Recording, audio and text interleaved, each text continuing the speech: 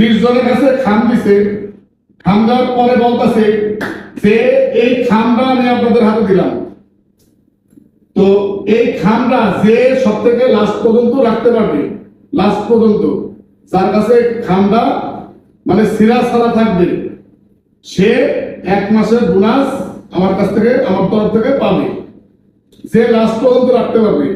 এই কথা শুনে কামড়াকামড়ি শুরু করতে সবাই করবে কিনা, যে আমার সেট করে রাখবো আর আরেকজনটা ছিড়বো, করবে না?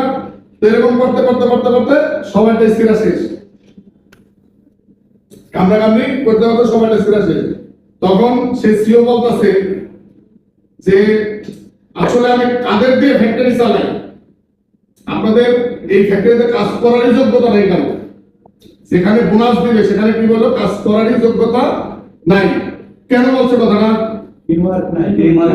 আপনারা এত বোকা, আপনারা যদি প্রত্যেকেই ঠান্ডা রেখে দিতেন, টিম ওয়ার্ক রাইসকাল প্রত্যেককেই, আমার নিয়ত ছিল প্রত্যেককেই 1 মাসের বোনাস দেওয়ার জন্য, কিন্তু তারা কি করলো সবারটা সবাই সিরিয়াল প্রতিযোগিতা করে কেউ পাইল না বোনাস।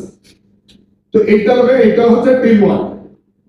আমরা কি করি, আমরা এস লাইকে হচ্ছে কাকড়া সিরিয়াল, কে সিরিয়াল রাখা, আমরা কিন্তু অনেক লোক আছি, তাদের হ্যাবিটটা কি, মনে করেন কাকড়া কখনোই যদি একটা খাঁচার ভিতরে রাখা হয়, মনে করেন 8-10টা কাকড়া রাখলেন, তো এই কাকড়া গুলা যদি একটা বাইরে উপর থেকে উঠতে যায়, কি করবে জানেন?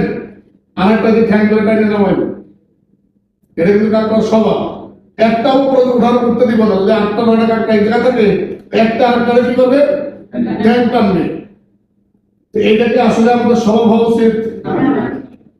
তো এই স্বভাবগুলো থেকে আমরা যেন ফিরে আসি, এবং একজন যদি ওর ভালো হয়, আমার কাছে কিন্তু অসম্মান না, আমি ভালো হচ্ছে হোক, সমস্যা নেই, আর ওকে সহযোগিতা করবো, তাহলে কি হবে?